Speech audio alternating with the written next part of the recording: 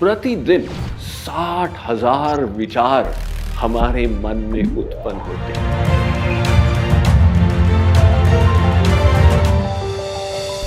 और ये विचारों के अनुसार हमारे जीवन की क्वालिटी निर्धारित होती है।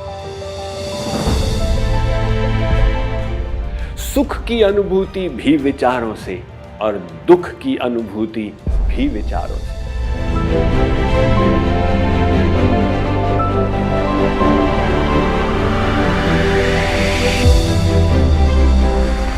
कल्पना कीजिए, एक आदमी दुखी बैठा हुआ है।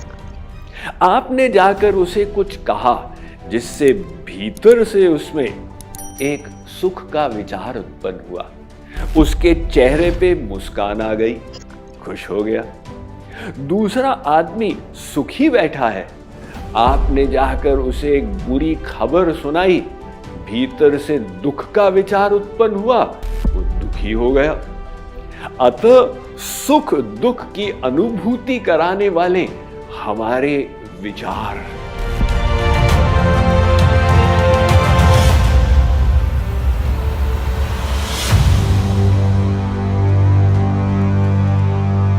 तो ये विचार जो है तरंगों के समान है। इस वायुमंडल में अनेक तरंगे, हम उन्हें देख नहीं सकते किंतु हैं। आप वो रेडियो सेट लें तो अलग अलग स्टेशन पिकअप होने लग जाएंगे। क्या मतलब? ये तरंगे सब विद्यमान थी वायुमंडल में। हमारे विचार भी सूक्ष्म तरंगों के समान है। वो विचार एक बीज के समान है। हम जो कार्य करते हैं ये उससे निकले पौधे एवं वृक्ष। हम कार्यों को सुधारने में अपना फोकस लगाते हैं किंतु विचारों पर ध्यान नहीं देते। जबकि सीधा साधा लॉजिक है कि अच्छे बीज से अच्छा वृक्ष निकलेगा, बुरे बीज से बुरा वृक्ष निकलेगा। इसी प्रकार से यदि विचार खराब, दूषित हैं, निम्न कक्षा के हैं, तो हमारे कार्य भी उसी के अनुसार होंगे। और यदि हमने अपने विचारों को उत्कृष्ट कर दिया तो हमारे कार्य शुद्ध, श्रेष्ठ, महान होने लग जाएंगे। इसलिए स्वामी विवेकानंद जब प्रथम बार अमेरिका गए, वहां जाने से पहले उन्होंने एक धमाकेदार वाक्य कहा। उन्होंने कहा, मैं अपने विचारों को इतना उत्कृष्ट बनाऊंगा कि मैं संपूर्ण विश्व को प्रेरित करूं ताकि सब मनुष्य जान जाएं वे भगवान से एक हैं। स्वामी विवेकानंद विचारों की क्षमता को जानते थे। तो ये हमारा जो मन है एक फैक्ट्री के समान, जहां हम विचार उत्पन्न करते हैं। अतः ये मन रूपी फैक्ट्री में हम यंत्र बनाते हैं जिसके द्वारा हम आध्यात्मिक उड़ान के द्वारा ऊंचाइयों तक जाएं अथवा पतन के गर्त में गिर जाएं। तो जीवन में हमें एक माली के समान कार्य करना है। हमारा मन उपजाऊ भूमि है। अब उसमें हमें बढ़िया विचार डालने हैं और उनकी सिंचाई करनी है। जहां भूमि उपजाऊ होती है वहां अच्छे बीज भी प्रस्फुटित होते हैं और साथ ही साथ जंगली घास भी उगने लग जाती। यदि माली सावधान नहीं रहा तो जंगली घास ज्यादा स्पीड से उगकर उसे एक जंगली क्षेत्र बना देती है। इसी प्रकार से अपने मन में क्या विचार आते हैं उन पर हमें बहुत ध्यान देना है। गलत विचारों को निकालते जाना है, श्रेष्ठ विचारों को बढ़ाते चले जाना है। जब हम इस प्रकार से मन रूपी बगीचे की देखभाल करने लग जाएंगे, हम अनुभव करेंगे कि हमारे जीवन में जो परिस्थितियां आती हैं, इनका भी एक रिलेशनशिप मन के विचारों से है। ये संसार अनियंत्रित नहीं है।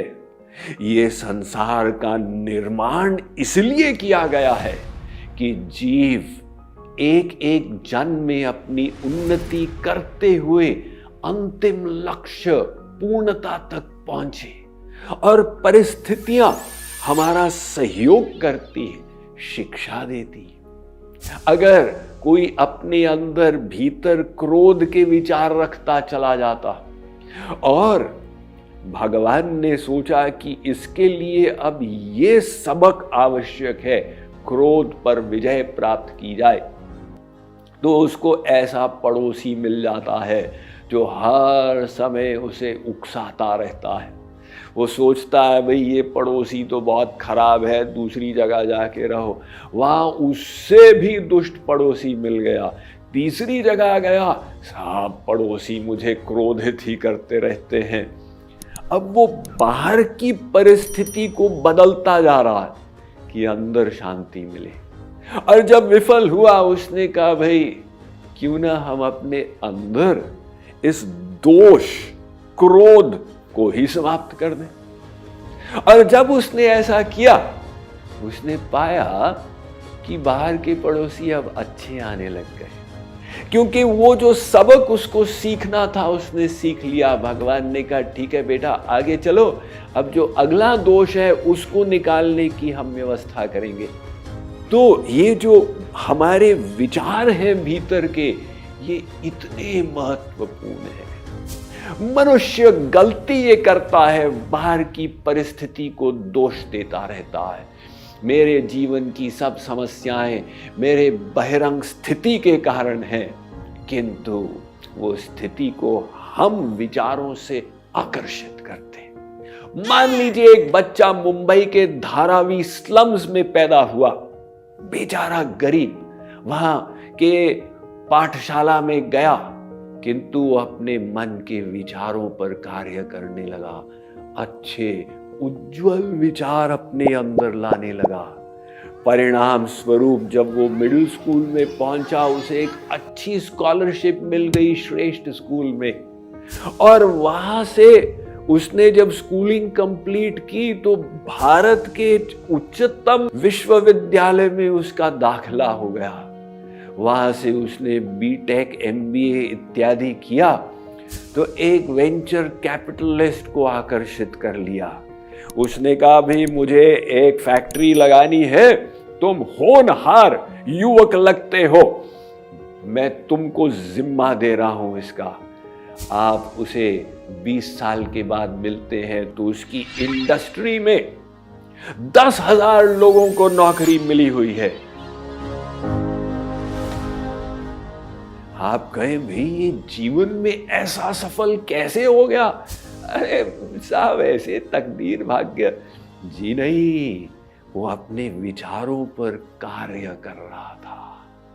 तो ये विचारों को हमें शुद्ध उज्जवल करना है, और उनको उत्पन्न करने वाला यंत्र हमारे भीतर का मन।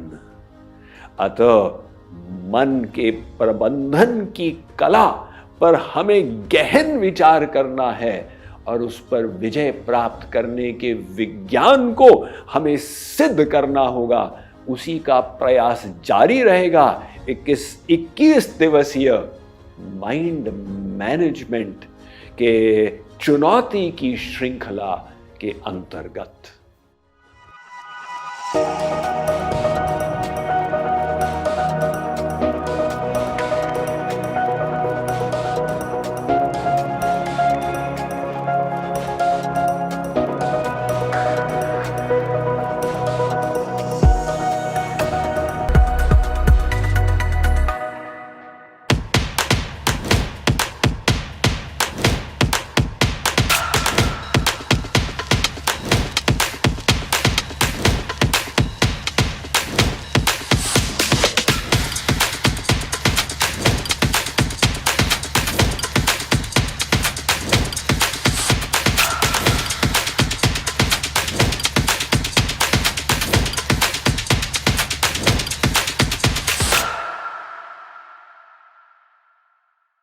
Mind management, life transformation, power of thoughts आदि प्रेरणादायक एवं आध्यात्मिक वीडियोस के लिए सब्सक्राइब करें स्वामी मुकुंदानंद हिंदी यूट्यूब चैनल को और बेल आइकन को अवश्य दबाएं ताकि आपको ये वीडियोस मिले सबसे पहले।